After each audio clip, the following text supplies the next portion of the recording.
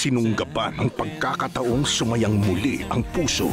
Tataalagaan kita at mamahalin ng buong puso hanggang sa dulo ng walang hanggan. Binaliwala ang sariling kadugo. Kapag hindi ka tumigil sa paninira sa asawa ko, wala na akong ipapamana sa'yo. Mamumulubi ka! Talagang nasa huli ang pagsisisi. Bumalik ako para protektahan siya, pero hindi ko nagawa. Kaya kung mababalik man muli ang panahon, Kinausap ako ng kaluluwa ni Poramet. Hindi pa siya patay. maitatama na ba ang desisyon? Iniisip mo ba na ang laman yan ay isang lason? Kung hindi ito lason, patunayan mo. Ilang pagkakataon o pagkatao Bakit ba ako nasa katawan ng lalaking to? Sino siya?